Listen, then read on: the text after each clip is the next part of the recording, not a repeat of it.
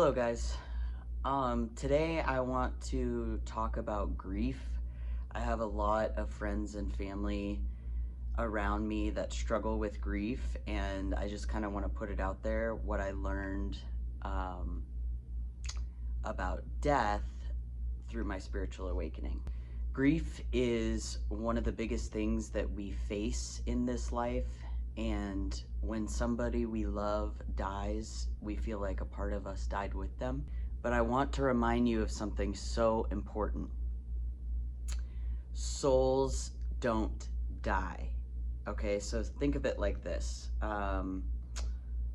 What's a good example? Okay, so one of my number one angels that's always with me was my best friend in high school.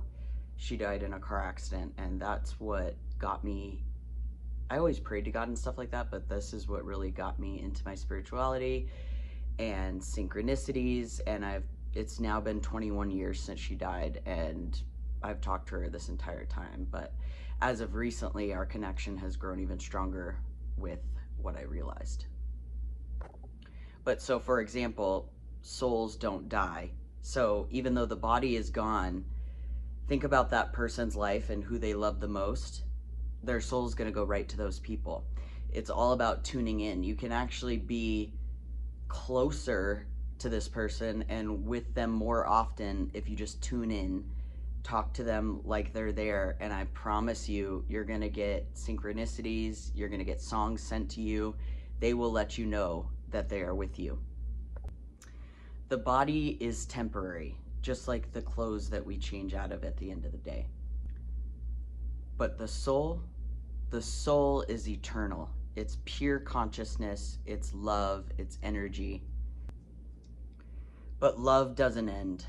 Especially if you were the greatest love in their life, they are still around you, they're watching over you, they're guiding you, they're trying to get your attention all the time, but you're not tuned in. They visit you in dreams, in songs, in signs, in the way your heart feels warm in the middle of a quiet moment. Sorry for the shaking. That's not your imagination, that's connection. You can talk to them out loud or in your mind. You can ask them for a sign, and if you are open, they will try to reach you. Not with words, but with synchronicities. Things only the heart can hear. The truth is, death is not the end. It's just the next level in the game.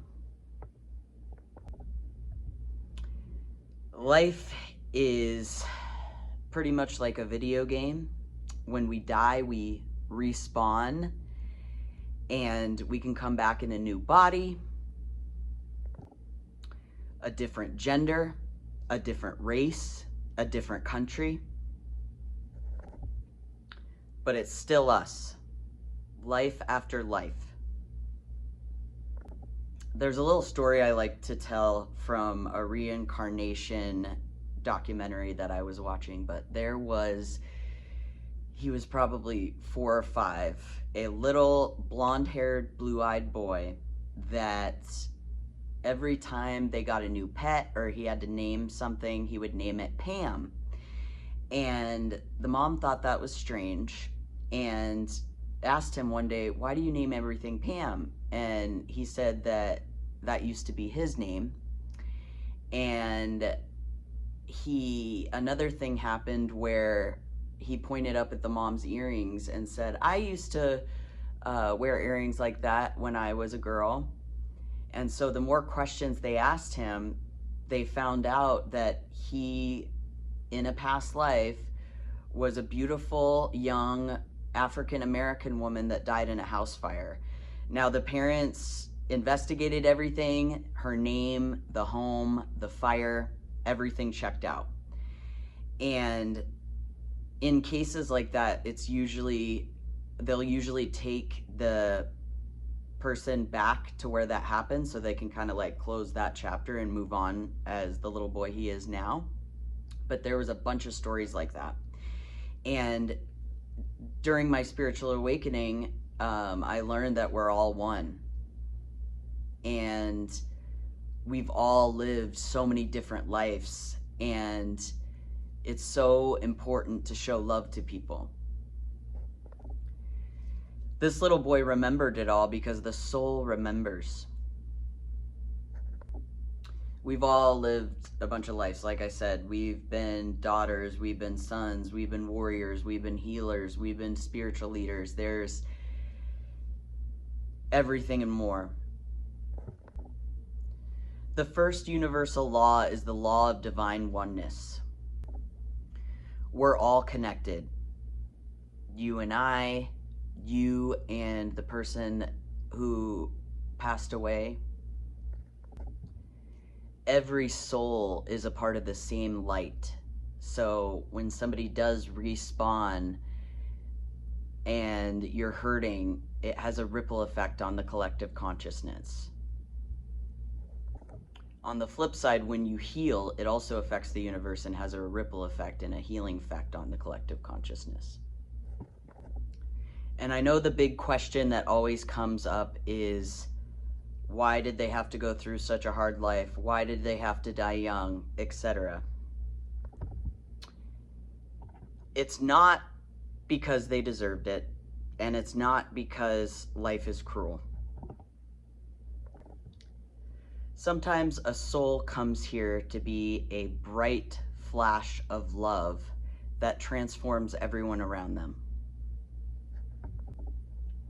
Sometimes their mission was short, but it was powerful. Sometimes the pain carves us so deeply, but it is making us able to carry a greater light. And maybe, just maybe, they came here to teach you how to love beyond the physical. To remind you that real love transcends space and time. That nothing, not even death, can take away your bond. So if you're grieving right now, please know this. They are not gone. They are just in a different form. They are closer than ever. You are literally never alone. This life isn't the end, and neither was theirs. So lately with my friend Jessica who died, I've been able to get so close with her. For example, the other day we were driving, she was in the car with me, and I told her, play me a song, because I've always wanted to do YouTube and like help people, but I was held back by fear like everyone is. But I have a liked songs playlist on Spotify that has like 1,000 songs, and she played, funny enough, Ashlee Simpson, I Am Me.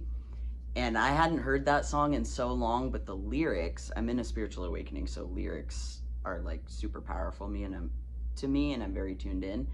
But the lyrics were, I am me, and I don't change for anyone. And it was so powerful. And Ashlee Simpson was like our thing. I was obsessed with her. But I have another really crazy story that happened with my cousin that I'll probably upload next, where I did an oracle reading on her, and some craziness happened. So catch me in the next one. It's just the next step in our infinite journey, life after life. Love y'all.